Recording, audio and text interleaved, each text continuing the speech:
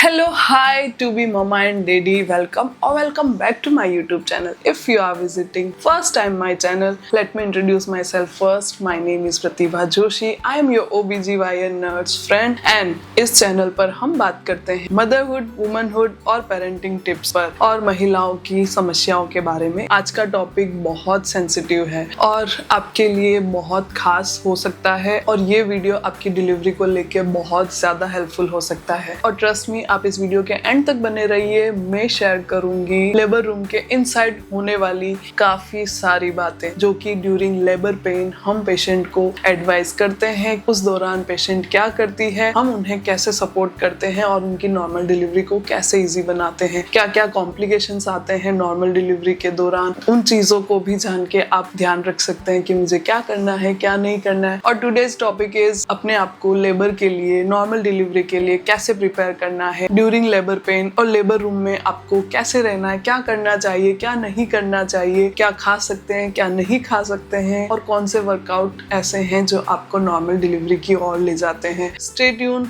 Last तक, क्योंकि आपको बहुत सारी इंटरेस्टिंग बातें पता चलने वाली है आज के इस वीडियो में। Without any further delay, let's get started the video.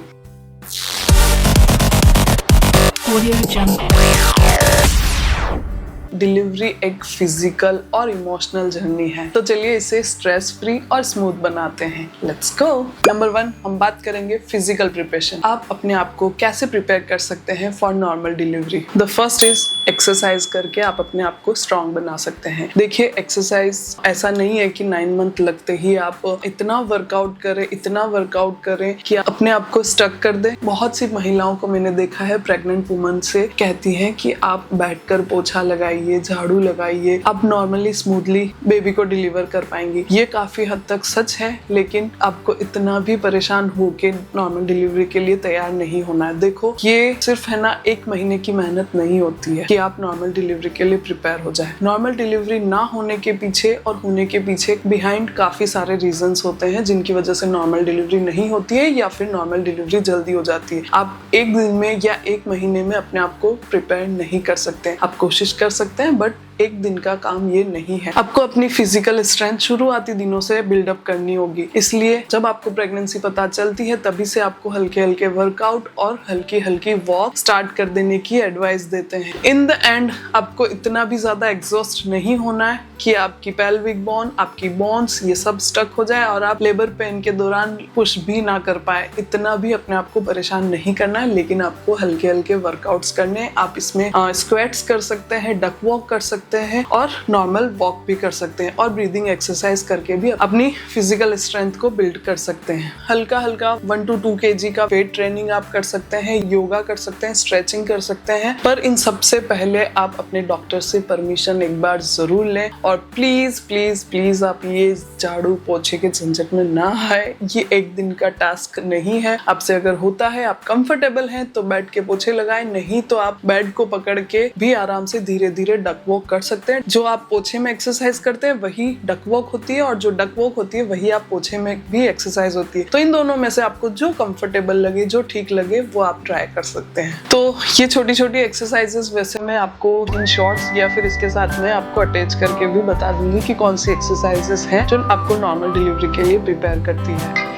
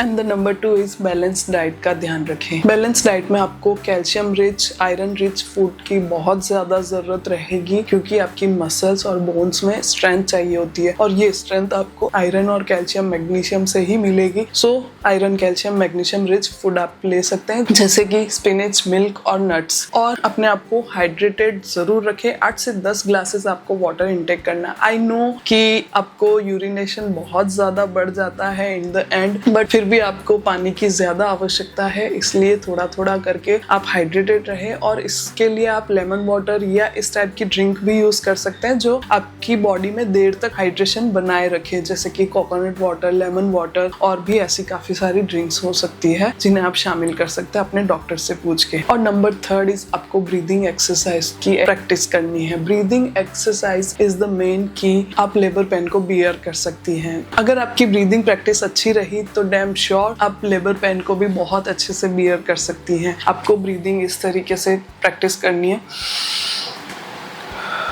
धीरे धीरे आप मुंह से भी एक्सेल कर सकते हैं और नाक से भी एक्सेल कर सकते हैं, बट आपको होल्ड नहीं करना है। आपको धीरे धीरे ब्रीदिंग लेनी है और धीरे धीरे एक्सेल करनी है। इस तरीके से आपको गहरी गहरी सांस लेने की प्रैक्टिस पहले से शुरू कर देनी है, ताकि लेबर पेन के टाइम में आपको ये बहुत हेल्पफुल रहेगी। अब इसके साथ और भी कुछ टिप्स ऐड करना चाहती हूँ, जो कि हमारी जनरेशन की पुरानी औरतें भी इस चीज को यूज करती हैं और लेबर पेन के लिए बहुत हेल्पफुल होती है। आप खाने में और क्या ऐड कर सकते हैं जिससे कि सर्विक्स की सॉफ्टनिंग थोड़ी थोड़ी स्टार्ट हो जाए। 9 मंथ में ऐसा बोला जाता है कि दूध के साथ आप खजूर, डेट्स जिसे बोलते हैं, 2 से 3 डेट्स को आप दूध के साथ उबाल कर वो वाला दूध पीना स्टार्ट कर सकते हैं इन द 9 मंथ। इससे पहले नहीं स्टार्ट करना है, क्योंकि ये कॉन्ट्रैक्शन और सर्विक्स सॉफ्टनिंग करते हैं, इसलिए आपको इन द 9 मंथ आप ये स्टार्ट कर सकते हैं। दिन में एक बार आप डेट्स वाला दूध पीना स्टार्ट कर सकते हैं। And the next thing is, मेरे फर्स्ट डिलीवरी के टाइम पे मुझे याद है मेरी मम्मा ने खिलाया था तिल का ऑयल, यानी सेसमे ऑयल जो होता है, उसमें हलवा बना के या रोटी के साथ ऐसा करके भी वो खिलाना स्टार्ट किया था। उससे ऐसा बोलते हैं कि बहुत सॉफ्टनिंग स्टार्ट हो जाती है। मेरा वैसे प्लांट सिजेरियन था, बट ये भी बहुत यूजफुल होता है। तो इन द 9 मंथ दिन में किसी भी एक टाइम किसी भी रूप में आप सेसमे ऑयल को अपनी डाइट में ऐड कर सकते हैं, जैसे हलवा बनाकर या रोटी के साथ या और किसी मोड में। अगर आपके डिलीवरी टाइम में विंटर्स रही तो सेसमे ऑयल तो वैसे भी बहुत यूज होता है, लेकिन इन समर्स ये यूज करना थोड़ा सा मुश्किल हो सकता है, but you can try it. और 9th मंथ में काफी मदर्स लौंग वाली चाय भी पिलाना शुरू कर देती हैं, तो आप वो भी शुरू कर सकते हैं। एक लौंग चाय में डालकर आप यूज कर सकते हैं। इस तरीके से आप नानी दादी से सुनकर भी काफी सारी चीजें अपनी 9 मंथ में ऐड कर सकते हैं, बट याद रहे बहुत ज्यादा आपको ये चीजें यूज नहीं करनी है, क्योंकि आप ज्यादा क्वांटिटी में कि जल्दी से पेन आ जाए चक्कर में ना क्या होता है, मसल्स तैयार नहीं हुई है कॉन्ट्रैक्शन के लिए, लेकिन उससे पहले ही कॉन्ट्रैक्शन आ जाने की वजह से ब्लीडिंग स्टार्ट हो जाती है, जो कि आपकी हेल्थ के लिए अच्छी नहीं है। सो इन बातों का भी आप जरूर ध्यान रखें। बाकी आपको वॉक करना स्टार्ट कर देना है। Duck walk is the key. 5 से 6 राउंड करके दिन में 3 बार आप डक वॉक कर सकते हैं, स्क्वाट्स लगा सकते हैं, और जो भी एक्सरसाइज होगी मैं जरूर अटैच करूंगी, वो भी आप यूज कर सकते हैं। आपकी बैक को मजबूत होना बहुत जरूरी। इसे मजबूत करने के लिए आप 2 to 3 kg का वेट्स ट्रेनिंग ले सकते हैं। ब्रीदिंग एक्सरसाइज, स्ट्रेचिंग और वीरभद्रासन बहुत हेल्पफुल होता है। इसे आप प्रेगनेंसी लगते ही अगर शुरू कर देते हैं तो बहुत अच्छी बात है। वीरभद्रासन आपको बहुत हेल्पफुल रहेगा आपकी बैक को मजबूत बनाने के लिए। अब बात करते हैं मेंटल प्रिपरेशन की। मेंटली अपने आप को कैसे प्रिपेयर करना है, चलिए जानते हैं। नॉर्मल डिलीवरी के लिए मेंटल प्रिपरेशन भी उतनी ही जरूरी है जितनी की फिजिकल प्रिपरेशन जरूरी है। इसके लिए आपको क्या करना है, नॉलेज गैदर करें। जैसे कि लेबर और डिलीवरी के स्टेजेस को समझने के लिए आप क्लासेस ज्वाइन कर सकते हैं, या फिर जो कोई ट्रस्टेड वीडियोस हैं उन्हें आप देख सकते हैं कि इसमें कितने स्टेजेस होती है, कौन सी स्टेजेस में क्या क्या होता है। और अगर पॉसिबल हुआ तो मैं कोशिश करूंगी कि हम हमारे ही चैनल पर इसके स्टेजेस के बारे में जरूर बात करेंगे। और सेकंड रास्ता है अपने डॉक्टर से हर सवाल पूछे जो भी आपको डाउटफुल लगता है कि लेबर रूम के बारे में, लेबर पेन्स के बारे में, हर पॉसिबल सवाल आप डॉक्टर से पूछ सकते हैं। And the most important is positive mind बनाए रखें। आपको नॉलेज है नहीं है, आपने गैदर किया है नहीं किया है, कोई दिक्कत वाली बात नहीं, लेकिन अपने माइंड को अगर आपने पॉजिटिव माइंड सेट रखा ना तो नॉर्मल डिलीवरी बहुत ईजी हो जाएगी आपके लिए। ट्रस्ट मी, आपका पॉजिटिव रहना ही बहुत जरूरी है। अगर आपने थोड़े पेन आते ही अगर आपने शुरू में ही ये कह दिया नहीं मुझसे नहीं होगा तो आपसे नहीं होगा, लेकिन आपने अगर पॉजिटिव माइंड सेट रखा ना, यस आई कैन डू, मैं अपने बच्चे के लिए हर तरह का दर्द सहन करने के लिए तैयार हूँ, माँ बनना ही इस दुनिया में सर्वशक्तिशाली कार्य है तो मैं ये कर रही हूँ, मैं सर्वशक्तिशाली हूँ और मैं कर सकती हूँ। ये आपको पॉजिटिव माइंड सेट रखना है, आपको बहुत हेल्पफुल होगा। अपने माइंड में चीजों को रोज रट लीजिए, मेरी बॉडी स्ट्रांग है, मैं कर सकती हूँ, मेरी बॉडी स्ट्रांग है। चलिए मेरे साथ ही रिपीट कर दिए, मुझे अपनी बॉडी पर भरोसा है, मेरी बॉडी स्ट्रांग है और मैं कर सकती हूँ। मेरी बॉडी पर मुझे भरोसा है, मेरी बॉडी स्ट्रांग है और मैं कर सकती हूँ। Okay, got it? Yes, you are positive, you are strong and your body is also strong. और आप किसी को जीवन देने वाली है तो आप सबसे ज्यादा स्ट्रांग है, ट्रस्ट मी। सो इस टाइप के अफर्मेशन आपकी पॉजिटिविटी बढ़ाते हैं। सो एवरी डे रिपीट करें, रिपीट करें, रिपीट करें। लेबर पेन के दौरान अपने पार्टनर या अपने किसी फैमिली मेंबर को जिस पे आपको सबसे ज्यादा ट्रस्ट हो, जो आपको पॉजिटिविटी देते हैं या आपको इमोशनली सपोर्ट करते हैं, उन्हें आप अपने साथ रखें और नेगेटिविटी को दूर रखें। जिनसे आपको इमोशनली वीकनेस होती है, जिनकी वजह से आप अपने आप को वीक फील करती हैं, उन लोगों से दूर रखें। आप अपने हस्बैंड को बोल के रखें कि दिस पर्सन को प्लीज उस समय मुझसे दूर रखें, मैं अपने लेबर पेन के समय बहुत ही शांत और अपने आप को स्ट्रॉन्ग रखना चाहती हूँ, इसलिए कृपया उन लोगों को मुझसे दूर रखें। तो ये काम आपको अपने हस्बैंड को पहले से हैंड ओवर कर देना है कि please take care of these things. And the third is most important, hospital bag ready रखें। 9 मंथ लगते ही आप अपने हॉस्पिटल बैग को रेडी कर सकते हैं। इन द 7th मंथ और 8th मंथ आप अपनी शॉपिंग स्टार्ट कर दें। 6th मंथ से भी आप शॉपिंग स्टार्ट कर सकते हैं क्योंकि उस टाइम आप थोड़ा रिलैक्स रहते हैं। मीन्स 3rd ट्राइमेस्टर में थोड़ा ना पेन्स ये वो सब चीजें स्ट्रेस बढ़ जाता है, तो शॉपिंग आप हो सके तो 5th या 6th मंथ में शॉपिंग कर ले और 3rd ट्राइमेस्टर में आप अपनी पैकिंग शुरू कर लें। In the starting of 9 month आप पैकिंग डन कर सकते हैं। हॉस्पिटल बैग वैसे मैं आपको पूरा अरेंज करके बताऊंगी या बहुत सारे वीडियोस इंटरनेट पर मिल जाएंगे, फिर भी एक बार लिस्ट आपको बता देती हूँ। हॉस्पिटल बैग में आपके लिए क्लोथ्स, बेबी क्लोथ्स, आपके डॉक्यूमेंट्स, ये सारी चीजें रेडी रख सकते हैं। फिर भी मैं एक शॉर्ट सी लिस्ट बता देती हूँ। प्राइवेट हॉस्पिटल में डिलीवरी के लिए जा रहे हैं तो आप वहाँ हॉस्पिटल से आप एक लिस्ट मिलती है वो दे सकते हैं, जिसमें हॉस्पिटल से आपको क्या क्या मिलेगा और आपको हॉस्पिटल क्या क्या लेके जाना है, वो लिस्ट भी आपको हॉस्पिटल से कई बार मिल जाती है। तो वैसे तो सिजेरियन या नॉर्मल डिलीवरी आजकल 2 से 3 दिन ही एडमिट रहते हैं पेशेंट, तो 2 से 3 दिन के हिसाब से आप वैसे वहाँ पर आपको हॉस्पिटल गाउन या ड्रेस मिल जाएगी, तो आपको ज्यादा एक्स्ट्रा गाउन कैरी करने की जरूरत नहीं है। आप हॉस्पिटल से आते समय और हॉस्पिटल जाते समय के ड्रेसेस ले सकते हैं और इमरजेंसी के लिए एक्स्ट्रा एक ड्रेस और रख सकते हैं। बच्चे के लिए वैसे डायपर्स, बेबी वाइप्स, ये सब चीजें हॉस्पिटल से मिलती हैं, बट फिर भी आप कॉटन की कुछ हैंडमेड नेपीज ले सकते हैं। 10 से 15 नेपीज चाहिएगी क्योंकि आप हॉस्पिटल में वहां पर वॉश करके सुखाने की व्यवस्था हो या ना हो, तो आप 10 से 15 नेपीज, 3 से 4 ड्रेसेस, और बच्चे के लिए ड्रेसेस आप ज्यादा कैरी करके रखें और उन्हें पहले से सॉफ्ट कपड़े धोने के लिए वॉशिंग लिक्विड्स आते हैं, उनसे वॉश करके अच्छे से धूप में लगा के फिर उन्हें आप पैक कर लीजिए। तो बच्चे के कपड़े हो गए, आपके डॉक्यूमेंट्स, आपके कपड़े, बस इतना काफी है। बच्चे के लिए आपको ज्यादा वो ऑयल या पाउडर, लोशन, ये सब चीजें कैरी करने की जरूरत नहीं है क्योंकि इनिशियल डेज में ये सब चीजें करना मना होती है। तो आप नॉर्मल सा एक कोकोनट ऑयल कैरी कर सकते हैं और वाइप्स कैरी कर सकते हैं। इसके अलावा बच्चे को मेकअप के लिए कुछ नहीं चाहिए होता है, सिर्फ एक्स्ट्रा क्लोथ्स और कुछ नहीं चाहिए होता है। इन सब के आप छोटे छोटे पाउच अरेंज कर सकते हैं। एक पाउच में आपको कटोरी, चम्मच बॉइल वाटर में अच्छे से निकाल के और क्लीन करके एयर टाइट पाउच में आप उसे रख सकते हैं। कटोरी चम्मच मस्ट है, हॉस्पिटल में आपको नहीं मिलेगा, तुरंत मदर को फीड नहीं आता है कई बार, तो हॉस्पिटल में ही फॉर्मूला मिल्क मिल जाता है तो वो बना के आपको बच्चे को देना पड़ सकता है, इसलिए कटोरी चम्मच भी आप रेडी रखें। और इसके अलावा बेबी के लिए मिटन्स, केप और ये सब चीजें आप रख सकते हैं। आपके लिए कुछ पेयर्स दुपट्टा रख सकते हैं, वो सब कान वगैरह कवर करने के लिए। और कॉटन के छोटे छोटे से रुमाल आप कैरी कर सकते हैं जो कि कॉटन के होंगे और बेबी वाइप्स के जैसे वर्क करेंगे फीडिंग करवाते समय, नेक पर रखने के लिए, पहुंचने के लिए। वैसे वाइप्स से सारा काम हो जाता है बट फिर भी आप ये कैरी कर सकते हैं। बाकी आपको हॉस्पिटल आईडीज, इंश्योरेंस, ये सब चीजें, डॉक्यूमेंट्स आपको पहले से ही रेडी करके रखने हैं और एक कॉन्टेक्ट लिस्ट भी आपको रेडी रखनी है। पहले से बात करके रखें आप अपने रिश्तेदारों से, नियर वन से, कि हमारी डिलीवरी के लिए हम हॉस्पिटल एडमिट होने जा रहे हैं, अगर हमें किसी प्रकार की जरूरत पड़ी तो प्लीज बी देयर। और इस तरीके से आप पहले से बात करके रख सकते हैं। It could be financially help, it could be any physical help, so इसलिए आप अपने कॉन्टेक्ट्स को भी रेडी रखें। तो चलिए अब जानते हैं आज के टॉपिक का तड़का, लेबर रूम में क्या क्या होता है। आपको हॉस्पिटल जाने के एक दिन पहले की तैयारी कैसे करनी। आपको खाने में ना जैसे जैसे आपकी डेट नियर आती है आपको एकदम से सॉफ्ट डाइट पर आ जाना है, ठीक है। आपको बिल्कुल बहुत ज्यादा तली फुली चीजें नहीं खानी है। देखिए ये बहुत हार्मफुल है और इस टाइम में ना आपको फूड पॉइजनिंग के बहुत चांसेस होते हैं। मैं एक सच्ची घटना बताती हूँ हमारे हॉस्पिटल में जो हुई थी। एक पेशेंट को जैसे जैसे उनकी डिलीवरी डेट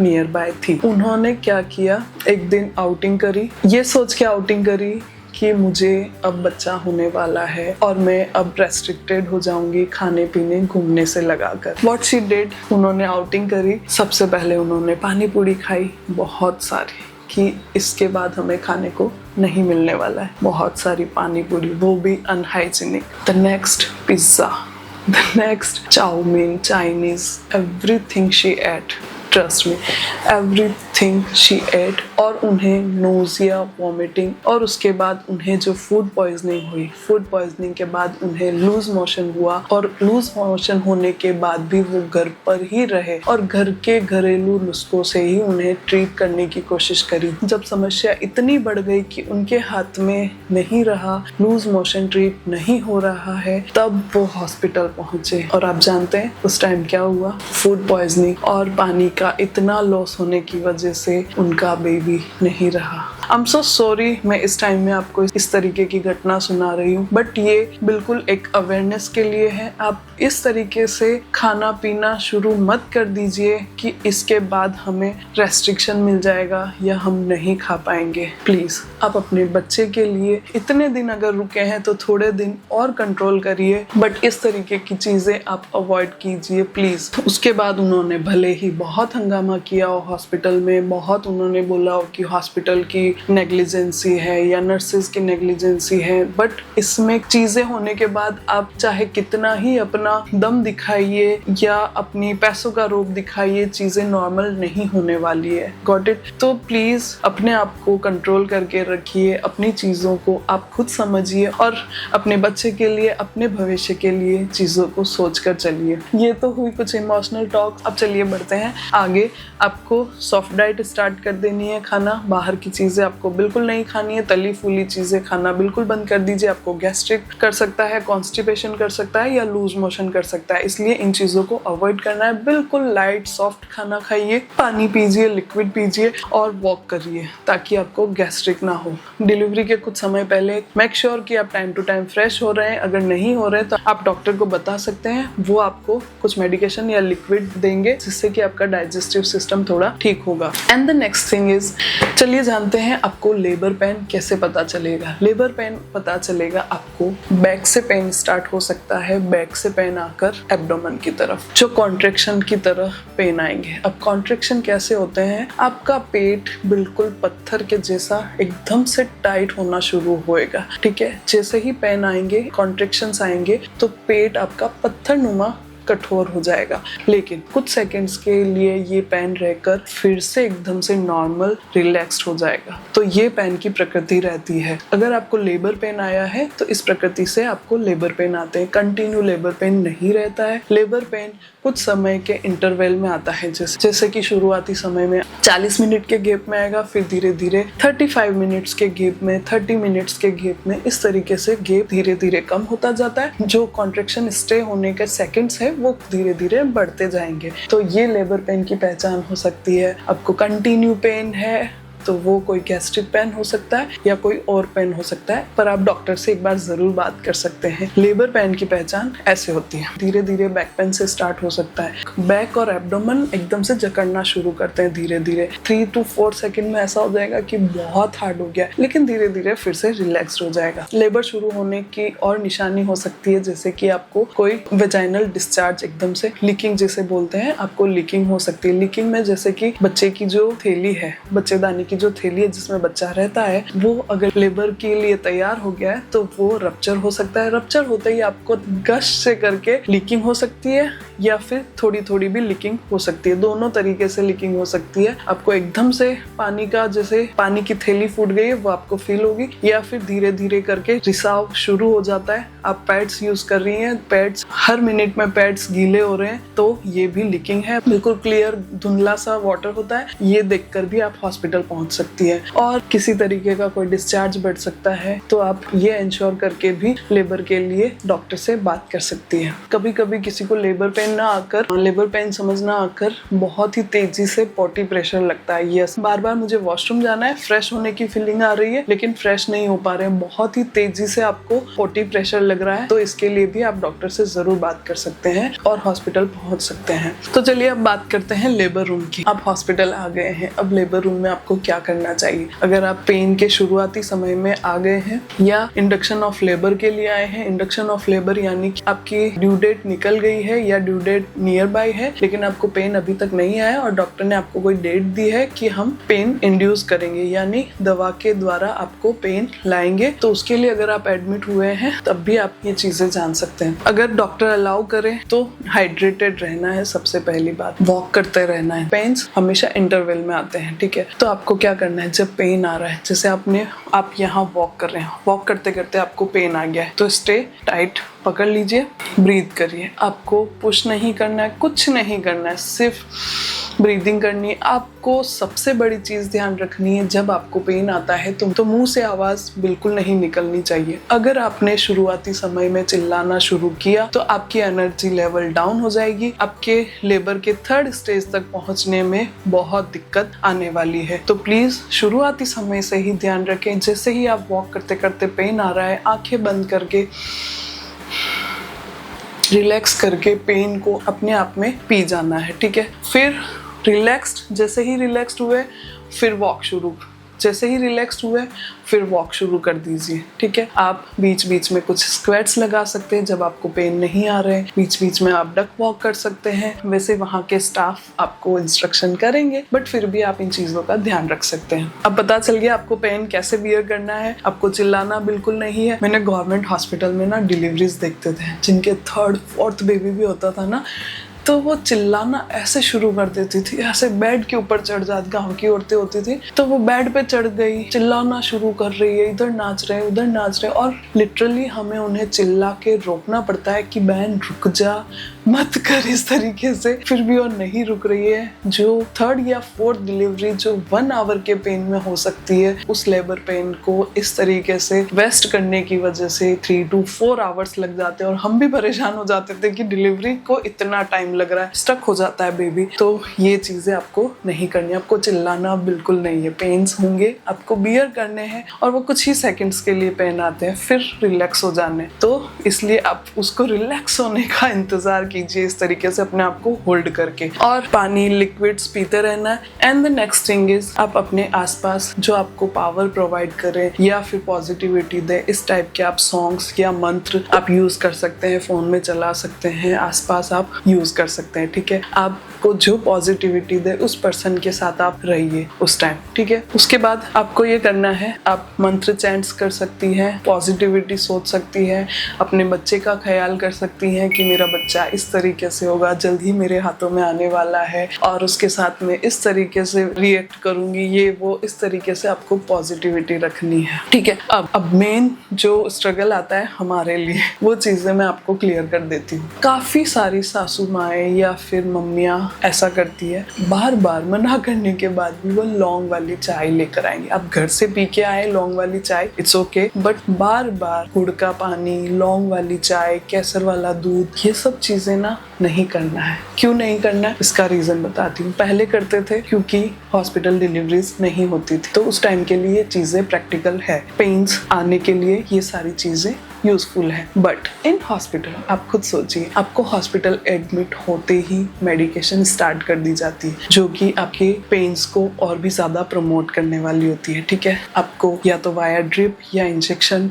या किसी जेल के द्वारा आपको पेन्स इंड्यूस कर दिए जाते हैं। ठीक है, आपके पेन्स बढ़ाने के लिए इंजेक्शंस ऑलरेडी लगा दिए हैं। अब आप सोचिए, अगर हॉस्पिटल में आपको 2 से 3 इंजेक्शन एक साथ लगा दिया तो क्या होगा? अब कि आपकी बॉडी में कॉम्प्लिकेशंस बढ़ जाएंगे। वैसे ही इधर से आपको इंजेक्शंस या मेडिकेशन लग गई है और इस तरफ आपको कंटिन्यू केसर वाला दूध, लौंग वाली चाय, गुड़ वाला पानी, ये सब चीजें दे रहे हैं। ये इनकी भी डोज वैसी ही होती है जैसे कि इंजेक्शंस में होती, तो वो डोज और डबल होकर आपको अननेसेसरी ब्लीडिंग, हाइपरटेंशन यानी कि बीपी हाई हो सकती है, बच्चे की धड़कन बढ़ सकती है, बच्चा अंदर परेशान हो सकता है, ब्लीडिंग हो सकती है और एकदम से जैसे कि मैंने कहा मसल्स रेडी नहीं है लेकिन कॉन्ट्रैक्शन इतनी तेजी से आ रहे हैं कि मसल्स फट जाती है और आपको ब्लीडिंग हो जाती है और इस टाइम में ब्लीडिंग को मैनेज करना सबसे ज्यादा मुश्किल होता है। तो इसलिए मना किया जाता है कि प्लीज ऐसी चीजें आप लेबर रूम में यूज मत कीजिए। ठीक है, 1 से 2 चाय आप पी सकते हैं, सो दैट्स व्हाई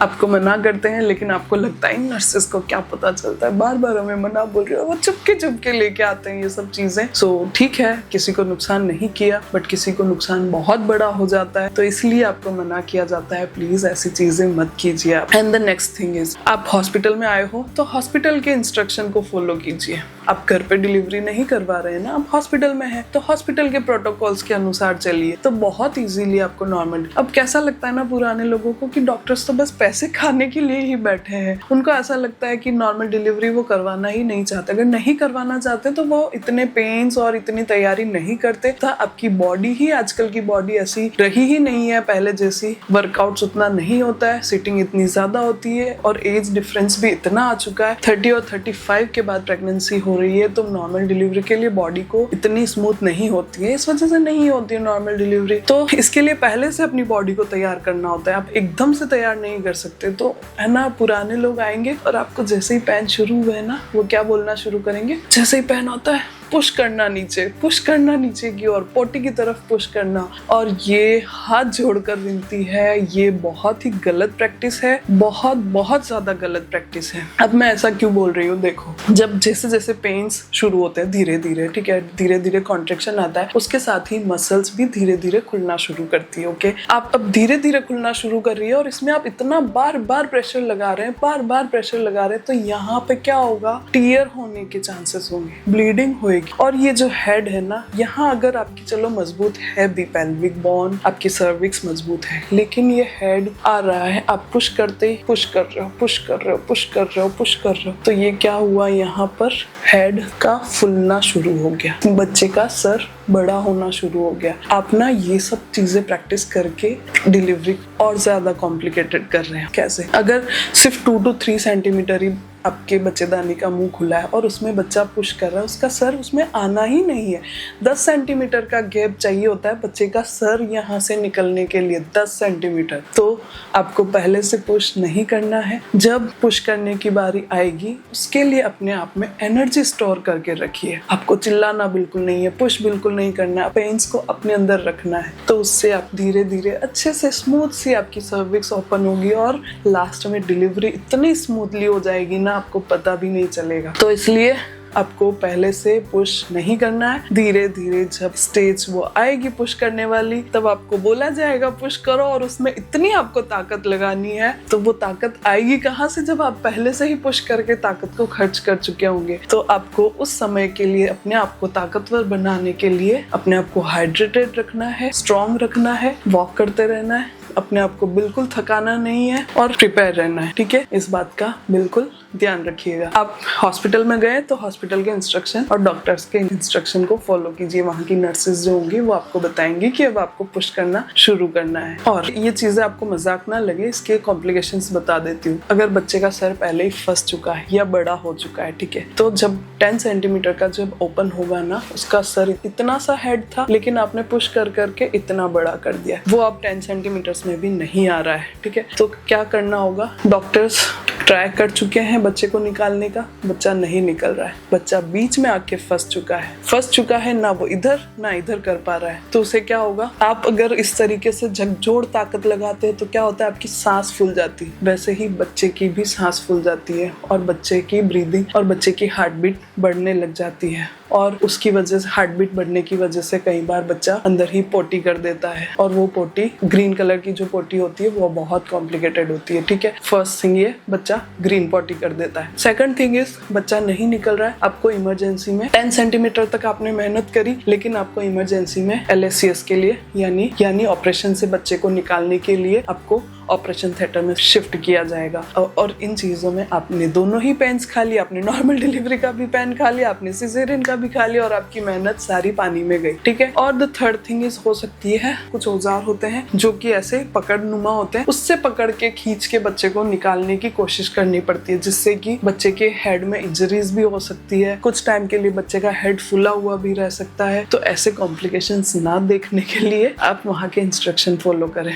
इसके साथ साथ माँ को भी कॉम्प्लिकेशंस हो सकते हैं, वो इतना पुश कर रही है जिसकी वजह से थकान होगी, माँ की भी BP बढ़ सकती है, ब्लड प्रेशर बढ़ सकता है, ब्लीडिंग हो सकती है, ब्लीडिंग अनकंट्रोलेबल हो सकती है, उसकी वजह से शॉक, आगे बहुत कॉम्प्लिकेशंस हो सकते हैं। तो बी प्रिपेयर्ड फॉर दिस और बी पॉजिटिव। और नॉर्मल डिलीवरी के पेन से आपको बिल्कुल डरना नहीं है, ओके। ये पेन्स रियली बहुत हार्ड होते हैं, मैंने एक्सपीरियंस नहीं किया है, बट मैंने इतने पेशेंट्स को एक्सपीरियंस किया है ना, उसकी वजह से मुझे पता है कि लेबर पेन्स बहुत स्ट्रॉन्ग होते हैं, लेकिन आप कर सकती हैं। आपको बस ये ध्यान रखना है कि जैसे ही बच्चा बाहर निकला ना, उसके विदिन 5 मिनट्स आपको पता भी नहीं चलने वाला है कि आप इतनी बड़ी जंग लड़ के आई हैं। बिल्कुल पता ही नहीं चलेगा कि कुछ हुआ भी था, कुछ पता नहीं चलता है। आप अपने बच्चे को देख के ना सब चीजें भूल जाएंगे। आप थोड़ी ही देर में आप वॉशरूम के लिए खुद से उठ के वॉशरूम जाएंगी, इतना ये पेन्स गायब ही हो जाते हैं, कुछ पता नहीं चलता है। तो इसलिए टिल आपको आपके बच्चे को हाथ में लेने तक ही आपको ये पेन्स सहन करने हैं, बस कुछ ही देर की बात है। सो